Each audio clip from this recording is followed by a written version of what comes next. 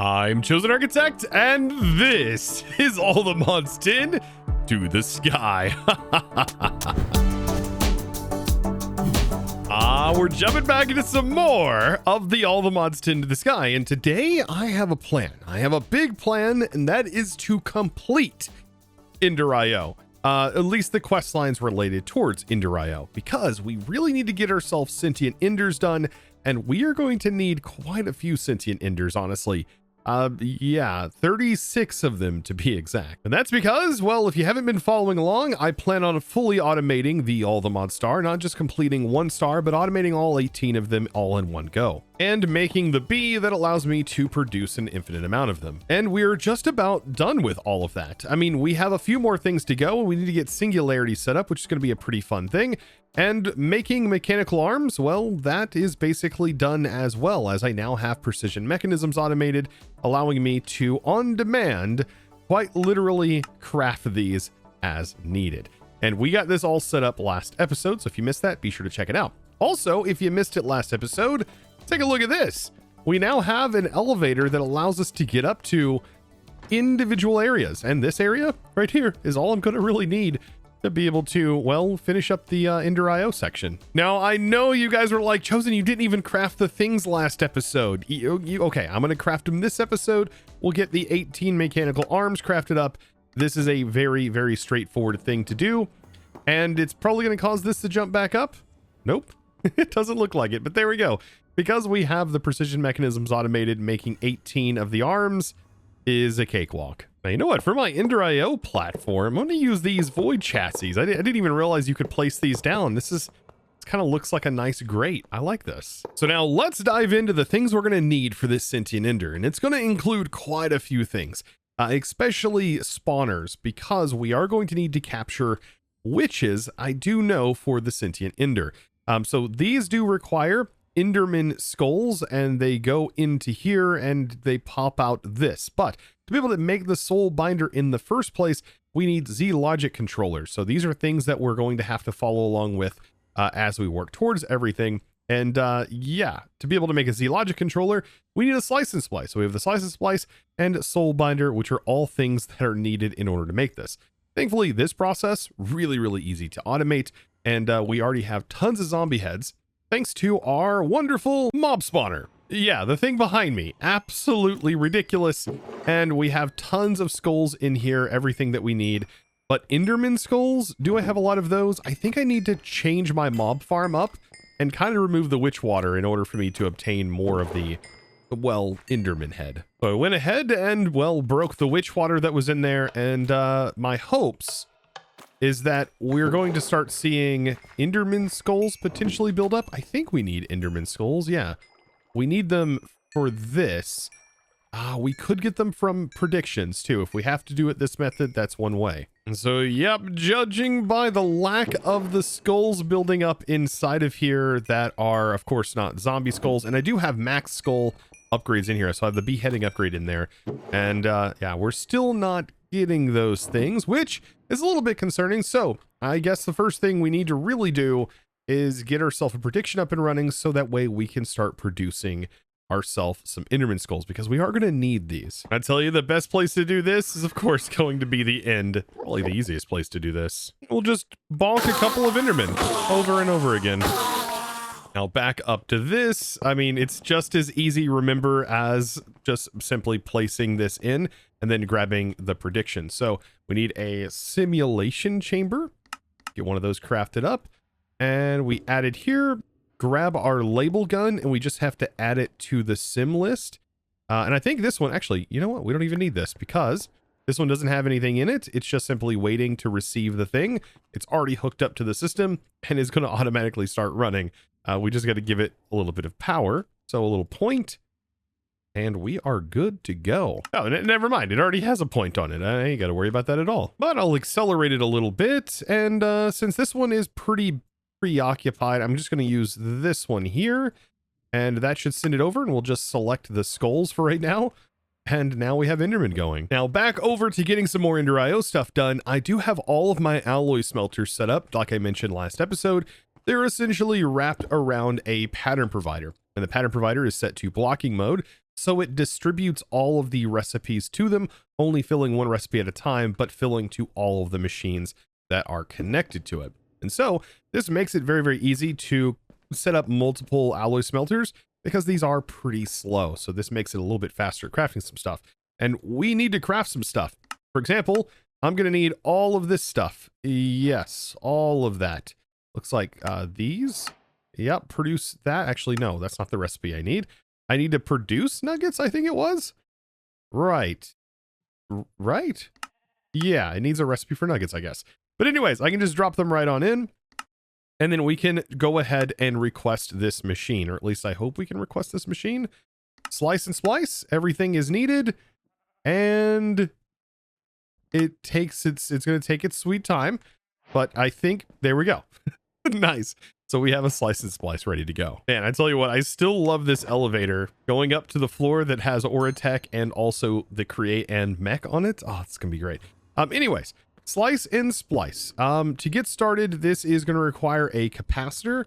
So let's go into EnderIO, craft ourselves a capacitor. I do have a couple of loot capacitors. These are not the greatest loot capacitors. So I'm going to make a few of these because we're going to need them as we continue on. But there's a lot of like little things that we need in this mod. So this right now is looking pretty good. We need to put 2 tools in here. I'm probably going to put some that have infinite durability. I think that would be a good idea.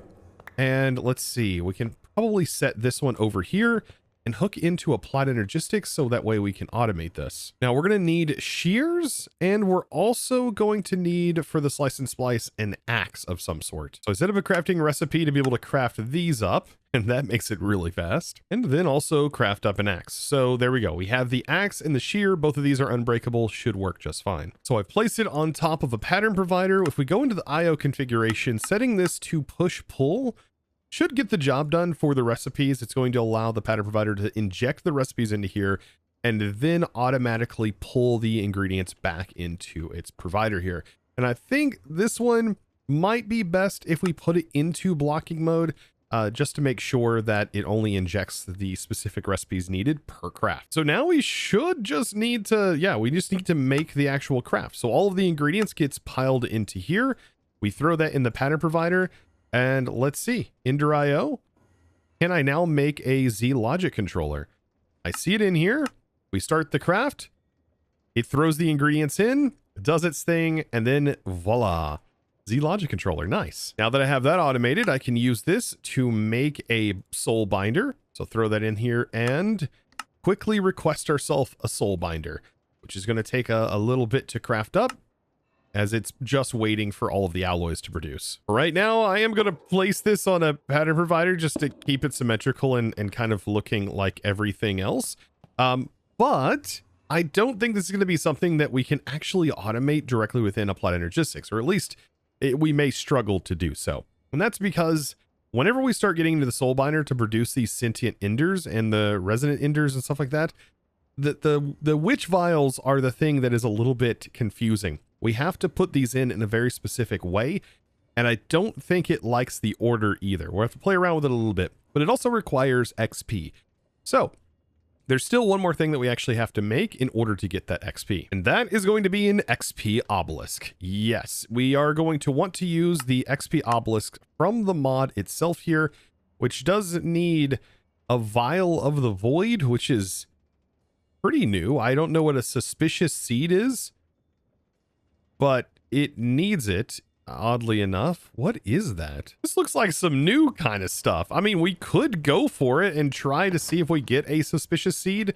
It does look like it's a 30% chance. A seed appears to interact with nearby experience orbs. So this is all new to me, but we can go ahead and light like the in portal frame right here. And I do have my magnet on, so I should be able to pick it up when the fire actually burns out.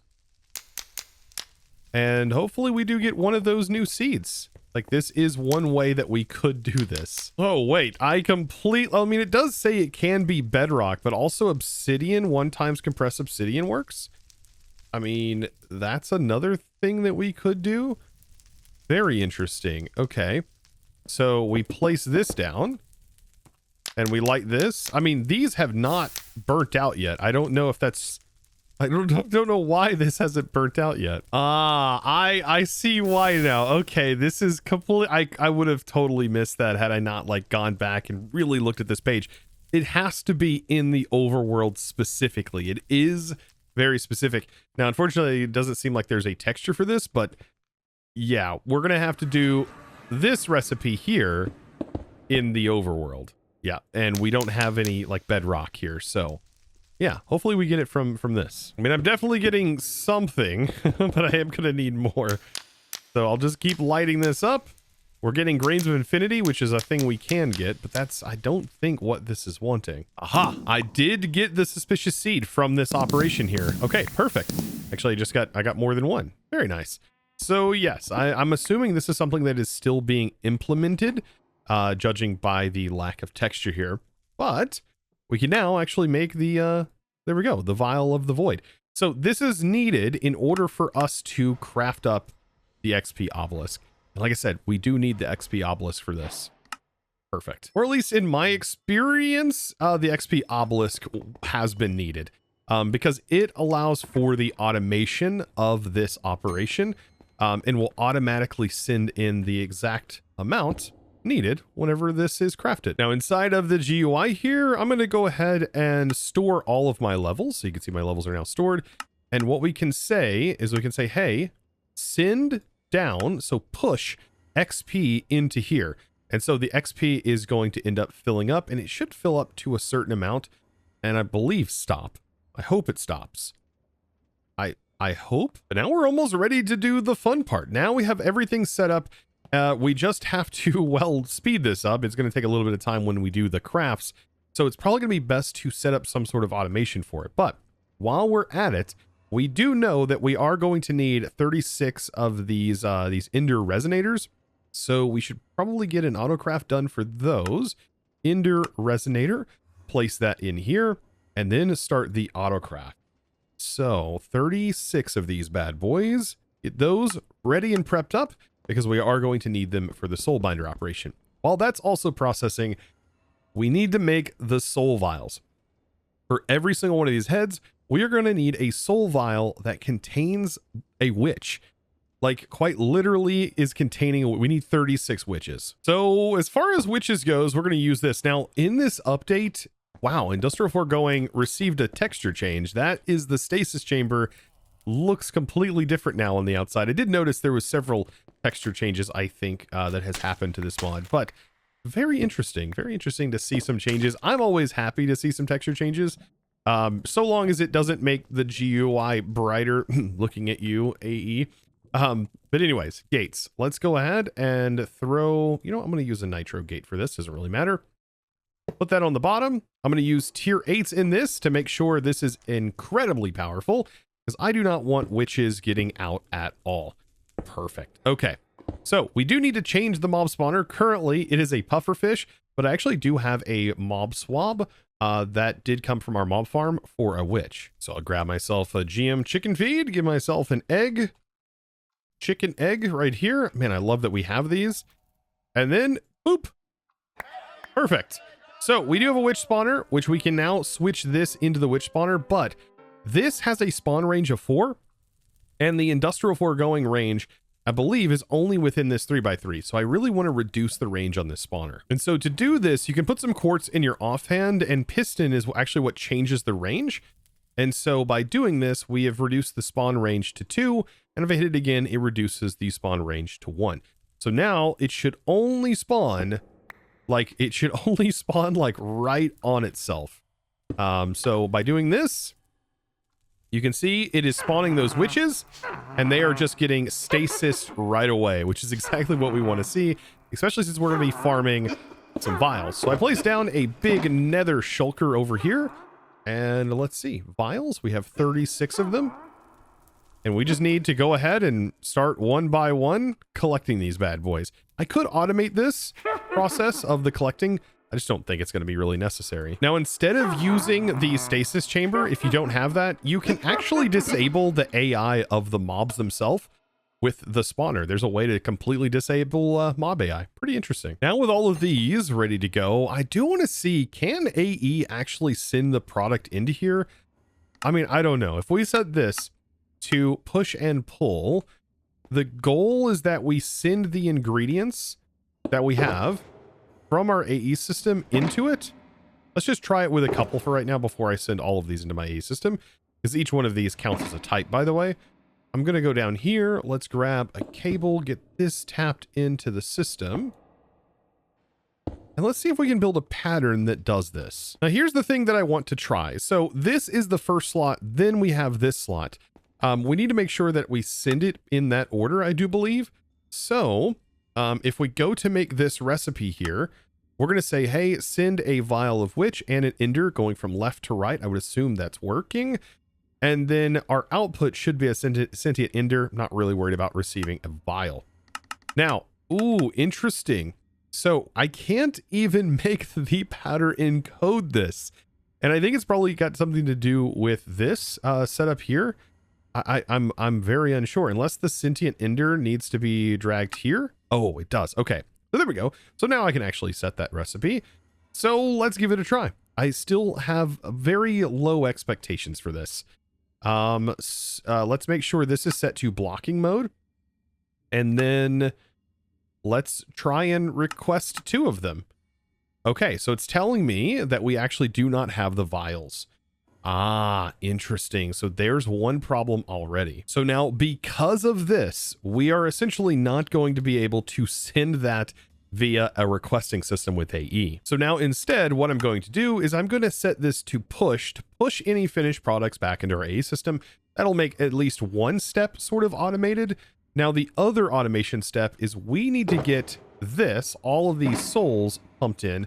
Then we also need to get our other product pumped into here. Now, something else to note, we only can put one of these in at a time. Ah, very interesting. Okay, so that also leaves us with another issue. We need to make sure these go in order. I feel like this shouldn't be too big of a problem. If I shift right click this in, it does automatically go in. And if I shift right click this vial in, it automatically goes in. So I would assume that this is not going to be as big of an issue as I was originally thinking. And so with this, it should be as easy as setting the item transporters up. I mean, that's pretty straightforward there. That produces the things, sends it into here, and completes the craft. And we have all of the XP built up because of the obelisk. You know what? Not too bad at all. This right here gets the job done, and I am happy with this. That is beautiful. Also, the textures, yeah, were made a little bit nicer. They're a lot more crisp now with the Industrial 4 going. Very interesting. But this right here is everything that we need. I mean, that is one of the last things needed to be done. And I mean, what are sentient enders used for? Vibrant wireless antennas? Is that really it in the mod? I mean, besides the philosopher's fuel, which is needed here. Wow. Now here's an issue that I'm not sure I understand. This is draining. You can see it is draining here, but now this is not actually going up, which has me kind of confused. Do I need to set this to pull? Okay, there we go. And then this pushing, maybe I shouldn't actually have this set to pushing. Yeah, let's set this to none. So that way this is the only thing pulling out. Feels like this has some issues. It's still draining, but that's what we want to see. No, it's still stuck again. So I just set it to push. Hopefully it doesn't get stuck anymore. I mean, we're probably gonna have to refill it though with XP. And in no time at all, look at that. That is that's doing pretty good. Now, would this be automatable still with applied energistics? And I'm gonna say not exactly, simply because the pattern when we tried it doesn't actually recognize those bottles. But you could set up an exporter that automatically pulled those bottles out, and I would assume that an exporter would reflect those specific things and allow this to constantly be filled with those 2 different items. And then you could use like a level emitter, much like we're doing over here, to control whenever you get so many in, you could basically shut off your importers and exporters. Or you could even shut this off, since this does have a redstone mode. And also I think these are redstone controlled as well. The good old item transporters. So now there we go. We have all 36 sentient enders that are needed. And there's really only a couple things left to do to think about before we can really automate this star. And one of the things I really want to talk about actually is in here. I completely overlooked that I needed more batteries. So I set up another hopper and I just had all of these batteries charging up. But now we have all of the batteries because each of these improbable probability device, each of these required 3 of these charged nitro batteries. And we're also, by the way, going to need 16 of the 16 mega storage components. Yeah, that's also a big thing that is needed here. We need 18 of those to be able to complete the star as well. Thankfully, I do have a lot in stock. Don't know if I have enough, though, to just immediately craft 18 of them. I mean, I can definitely take a peek here and see what's going to be required. Oh, yeah. So this is not too bad. 51,000 Certus. Okay, yeah. Actually, all of this should be craftable right now. That it's the 16 mil I need, right? I'm pretty sure that's the one needed. Yeah, it looks like I could easily craft those. Okay, so 18 of those. And that's like one of the only things sort of left behind. It's just going to require it to craft up all of these little components here. But look how fast this craft is going to happen. This is actually absurd with how fast it is. All of the base components are already done. The only thing it's waiting on is like the ender dust. And now it's waiting on the fluix dust. Once it has the fluix dust, that's it. Like this is the craft. Wow. And all of that happening so quickly. I think in my All the Mods 10 base playthrough, this took me like almost 30 plus minutes per to craft because I wasn't doing passive crafting. But I've definitely learned my lesson since then, and this is the way to do it. And I tell you, it really does show off right here. Look at that, 21 million, and then it starts crafting another set again to make sure to refill this back to having 1 million logic processors in storage. But now I believe that's just about it. We have just about everything needed in order to make the star, except I think a few things that we're gonna have to grind for right off the bat. But I now also, I believe, have all of the antimatter pellets built up. So if we head on into the mech area, let's just take a peek. Oh, we almost have enough. We almost have enough. Actually, we do have enough. I ended up taking these out because I did do a test run. Yes. Oh, we have all of the antimatter pellets. There's all 36 of them. Yes, because I did go through and I was like, man, do I have enough of everything? And I was double checking to make sure that I had all of these items and I was pulling them into the craft. Some things to note on the wireless terminal. This right here is kind of weird. It doesn't really tell you exactly which terminals you need, but I mean, all I really did was combine the wireless pattern encoding terminal and the crafting terminal, and that works. I did test it. You can see right here, it does pull that in and would allow me to craft. So I think now we have almost everything needed for the stars, except for all of the singularities, which is going to require its own separate video. We're going to have to get all of these things combined together, and we have a craft to do, guys. We have got to get the All the Mods star ready to go, and then we get to automate it. Now, hopefully you've enjoyed this series thus far, and I'm looking forward to, well, a very spectacular ending, and hopefully we can get there very, very soon. And hopefully you've enjoyed this series thus far. If you have, make sure you've clicked that subscribe button so you don't miss new series whenever we do work on those here in the future. And also, guys, without further ado, it's now time for me to thank the amazing supporter of today's episode. And that amazing thanks is going to go out to Frey. Thank you so much for your amazing support and choosing to support me over in the Discord by becoming a Discord premium member and just supporting my content in the best way possible, making episodes like these absolutely possible. You absolute boss. I do appreciate it very, very much. And guys, I look forward to seeing you in the next episode. And as always, thanks for watching.